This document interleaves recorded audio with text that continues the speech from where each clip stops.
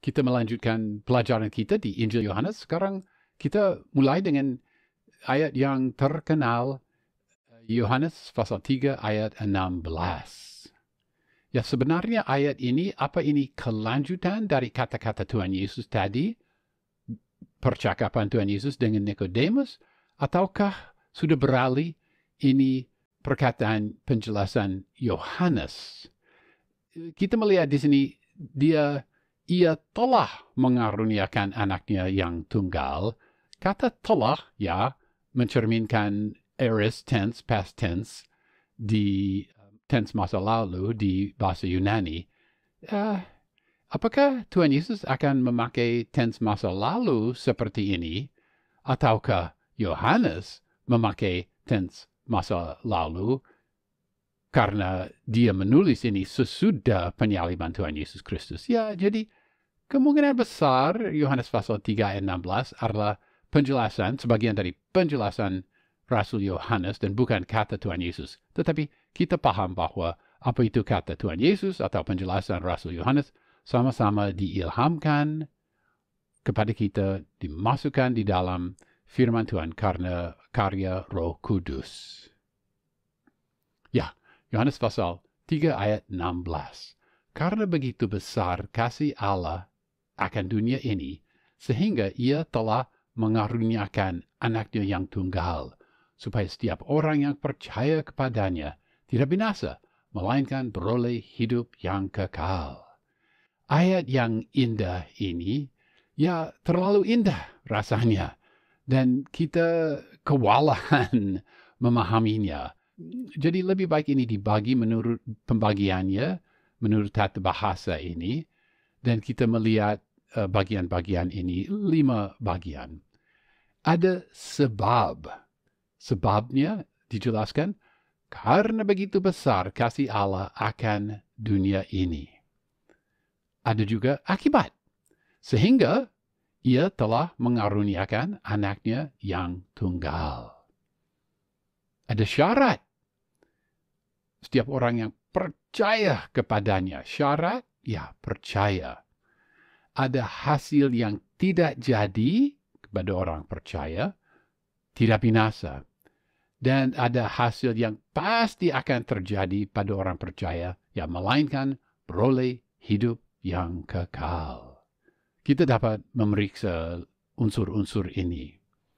Orang Yahudi, mereka paham bahwa Allah mengasihi mereka, tetapi ayat ini luar biasa karena ini di sini dikatakan bahwa Allah Abraham, Ishak, dan Yakub, Allah itu mengasihi dunia. Ini luar biasa bukan karena dunia besar atau rumit dipahami atau apa, tetapi karena dunia itu jahat. Tidak ada kontradiksi antara kasih Allah akan dunia ini dan kebenaran kenyataan bahwa dunia ini akan dihukum Allah. Apa yang jahat harus dihukum. Apa yang jahat itu memang dikasihi oleh Dia yang begitu besar kasihnya. Itu pikiran itu bahwa Allah mengaruniakan anak Dia yang tunggal bagi keselamatan manusia, ini memberi nilai yang tinggi pada manusia. Ya, ini membawa pembaca Yahudi kembali ke firman yang mereka sebut akedah, pengikatan, yaitu akedah itu Kejadian pasal 22. Abraham mengikat, akedah mengikat anaknya yang tunggal itu yang ia kasih pada mezbah. Tetapi Abraham siap mengorbankan anak yang tunggal yang dia kasihi itu dihentikan pada titik terakhir dan pengganti disediakan seekor domba. Kita di sini membaca bahwa hanya ada satu syarat supaya kita boleh menerima apa yang dijanjikan. Syarat itu iman, percaya. Dan ini ditekankan berkali-kali di dalam Perjanjian Baru. Saya paling suka Roma pasal 4, ayat 4 dan 5. Ayat 4. Kalau ada orang yang bekerja, upahnya tidak diperhitungkan sebagai hadiah, tetapi sebagai haknya. Ayat 5. Tetapi kalau ada orang yang tidak bekerja, namun percaya kepada Dia yang membenarkan orang durhaka, imannya diperhitungkan menjadi kebenaran. Luar biasa Paulus di Roma pasal 4, terutama ayat 5 ini. Jadi apa syaratnya? Kita harus menjadi orang yang tidak bekerja. Itu bukan syarat ya. Tidak boleh bekerja. Harus percaya. Dan ini disebut Paulus sekali lagi. Tetapi kalau ada orang yang tidak bekerja namun percaya, amatilah bahwa ada kontras yang kuat antara tidak bekerja namun percaya. Ada yang bekerja, ada yang percaya. Tidak ada campur. Apa pekerja untuk menyelamatkan diri atau percaya. Dan percaya kepada siapa? Percaya kepada Dia yang membenarkan orang durhaka. Kamu orang durhaka? Baik, justru itu orang yang dibenarkan. Jika percaya. Kita tidak, menurut Roma pasal 4 ayat 5, kita tidak percaya dan hidup baik-baik supaya selamat. Ya bagus hidup baik-baik, tapi tidak bagus hidup baik-baik dan percaya untuk selamat. Tidak. Mau selamat? Percayalah. Itu kata Rasul Paulus, demikian juga Injil Yohanes. Ini juga ditekankan di dalam Yohanes pasal 5 ayat 24. Tuhan berkata bahwa di situ syaratnya percaya. Di Yohanes pasal 5 ayat 24, aku berkata kepadamu, sesungguhnya barang siapa mendengar perkataanku dan percaya kepada Dia yang mengutus aku, ia mempunyai hidup yang kekal dan tidak turut dihukum. Sebab ia sudah pindah dari dalam maut ke dalam hidup. Luar biasa. Syaratnya apa? Ya, dengar. Harus dengar. Harus dengar ya. Bagaimana tahu? Ya, percayalah. Syaratnya percaya. Akibat bagi orang percaya bukan pemusnahan tetapi hidup yang kekal.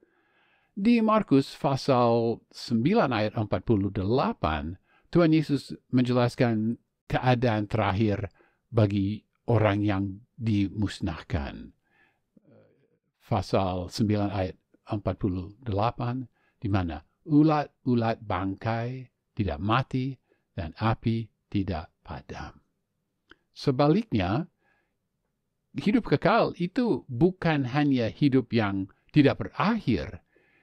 Di dalam perjanjian baru, hidup kekal merujuk pada hidup, ya kita bersekutu dalam hidup Allah. Dan ada bukan hanya panjang hidup itu, tetapi mutu hidup itu bermutu karena itu hidup Allah. Ya, pasal 3 ayat 17, Yohanes pasal 3 ayat 17, sebab Allah mengutus anaknya ke dalam dunia bukan untuk menghukum dunia, melainkan untuk menyelamatkannya oleh Dia. Kata menyelamatkan, Yunaninya sozo, sering berarti menyelamatkan dari neraka, tetapi tidak selalu seperti itu. Lihat misalnya Matius pasal 9 ayat 21, ditulis, karena katanya dalam hatinya, asal ku jamah saja jubahnya, aku akan sembuh. Ya, terjemahan berkata sembuh. Yunani ini berkata, aku akan sozo, aku akan selamat. Ya, jadi jika kita membaca perjanjian baru dalam bahasa Yunani, setiap kali kita menemui kata sozo atau kata benda soteria, kita harus melihat sozo dari apa? Diselamatkan dari apa? Mungkin diselamatkan dari neraka, ada juga diselamatkan dari penyakit, ada juga diselamatkan dari air yang terlalu dalam. Ya, boleh diterjemahkan menyelamatkan, tapi menyelamatkan dari apa? Itu harus diselidiki setiap kali menemui kata sozo, kata kerja sozo, atau kata benda soteria. Di ayat kita ini, sebab Allah mengutus anaknya. Kata mengutus ini apostello. Ini memang terjemahan mengutus bagus. Bukan saja mengirim, tapi mengutus. Artinya mengirim dengan kuasa atau dengan hak. Ya, setiap orang yang diutus, dia harus dikirim. Tetapi belum tentu setiap orang yang dikirim juga diutus. Apostello berarti dikirim dengan kuasa untuk melakukan sesuatu.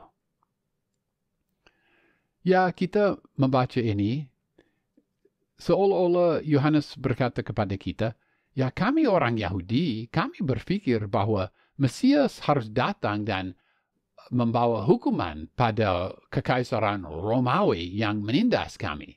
Tapi tidak benarlah pola pikiran itu.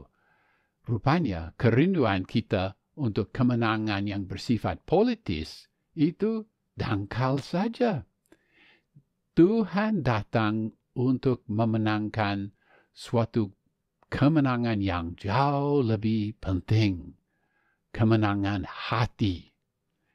Ya, kita dan juga orang Romawi. Kita perlu selamat. Mungkin sesudah dia mengurus itu, mungkin dia membawa kemenangan yang bersifat politis. Tetapi itu lain urusan. Walaupun menghakimi bukan tujuan Tuhan Yesus, dia datang ke dunia ini, kita melihat bahwa ya hukuman terjadi juga. Ada penulis yang berkata bahwa sama seperti matahari tidak datang untuk mengadakan naungan, tetapi matahari datang, ya akan ada naungan. Tidak, matahari datang membawa terang, tetapi jika ada terang, ada juga kegelapan, ada juga naungan. Ya, hukuman yang Tuhan Yesus bawa itu seperti naungan. Itu akibat alami, katakan akibat alami, karena keadaan dan sifat dunia. Pasal 3 ayat 18. Barang siapa percaya kepadanya, ia tidak akan dihukum. Barang siapa tidak percaya, ia telah berada di bawah hukuman, sebab ia tidak percaya dalam nama Anak Tunggal Allah. Ya, ada hanya dua kemungkinan di sini bagi jiwa manusia. Tidak dihukum dan sudah dihukum. Tetapi di sini ayat kita menekankan bahwa penghukuman yang akan datang, ya sudah datang juga. Alasan mereka sudah dihukum tidak dicatat. Tetapi apa yang membedakan? Ya percaya atau tidak percaya. Pemakaian ungkapan Anak Tunggal Allah menekankan keseriusan, beratnya keadaan mereka yang tidak percaya. Mereka perlu diselamatkan. Tetapi mereka menambahkan pada kesalahan mereka dengan menolak Dia yang layak dipercayai. Pasal 3 ayat 19. Dan inilah penghakiman itu. Terang telah datang ke dalam dunia, tetapi manusia mencintai kegelapan daripada terang, sebab perbuatan-perbuatan mereka jahat. Ini terjemahan saya, manusia mencintai kegelapan daripada terang. Kata aslinya di sini, mencintai, terjemahkan mencintai, aslinya agapao ini. Ya, sering kita mendengar bahwa kata agapao, itu kata kerja, kata benda agape itu, merujuk pada kasih Allah yang ilahi. Kasih Allah yang tak tersyarat. Tetapi di sini, mereka manusia mengagape kegelapan. Ya, sebenarnya kata agapao ini, kata kerja ini, dan kata benda agape tidak berarti kasih Allah yang tanpa syarat. Tidak. Kata ini boleh dipakai mengenai kasih Allah ini, tetapi kata ini berarti mengasihi, mencintai. Dan kita melihat dalam konteks mana mutu, macam apa mutunya kasih ini. Kita harus jelas dan akurat dengan arti kata-kata Yunani ini. Agape tidak berarti kasih Allah, tetapi agape dapat dipakai mengenai kasih Allah. Dan buktinya di sini di Yohanes pasal 3 ayat 19. Manusia mengagape kegelapan. Itu perlu dipahami. Kita harus hati-hati dengan kata-kata Yunani itu. Masalah ini sudah dikemukakan di dalam pendahuluan sebagai benih, pikiran benih di dalam Yohanes pasal 1 ayat 11. Ia datang kepada milik kepunyaannya dan milik kepunyaannya tidak menerima dia. Wah, dia ditolak. Dan benih itu sudah bertumbuh di sini dan akan bertumbuh lagi di dalam Injil Yohanes. Ayat ini memakai kiasan terang dan Yohanes menjelaskan proses dan perkembangan dari hukuman. Penjelasan ini merupakan kelanjutan dari pasal 3 ayat 16 sampai 18 bagian kedua. Anak Allah tidak datang untuk menghakimi dunia, tetapi oleh karena mereka tidak percaya, mereka sudah dihakimi. Begitulah keadaan mereka. Walaupun terang datang ke dalam dunia, dunia mengasihi kegelapan. Sikap mereka mengasihi kegelapan daripada terang mendorong mereka dari terang. Dan di dalam kegelapan itu tidak ada keselamatan. Dan memang Injil Yohanes akan menceritakan banyak contoh dari manusia yang seperti itu yang mengasihi kegelapan. Pasal 3 ayat 20. Sebab barang siapa berbuat jahat, membenci terang, dan tidak datang kepada terang itu, supaya perbuatan-perbuatan yang jahat itu tidak nampak. Ini tanggapan kejahatan terhadap terang. Untuk menjelaskan proses hukuman yang jatuh kepada atas mereka yang tidak percaya kepada Kristus, Yohanes berkata bahwa mereka mengasihi kegelapan. Di dalam ayat ini dia mengembangkan pikiran itu, dan di dalam ayat-ayat berikut dia menceritakan mengenai perlawanan mereka. Jadi di dalam ayat ini kiasan terang dan kegelapan dilanjutkan. Kita paham bahwa pada waktu malam, orang yang baik melihat cahaya lampu, mereka mendekati cahaya lampu. Mereka tidak keberatan. Jika mereka orang baik, mereka tidak keberatan bahwa perbuatan mereka dilihat orang. Tetapi orang jahat menjauhi terang supaya perbuatannya tidak dinyatakan. Morris berkata, sering ada dasar moral di bawah banyak ketidakpercayaan. Dengan kata lain, seringkali orang tidak mau percaya karena mereka lebih suka dosa. Mereka lebih mengasihi kegelapan. Mereka suka dosa.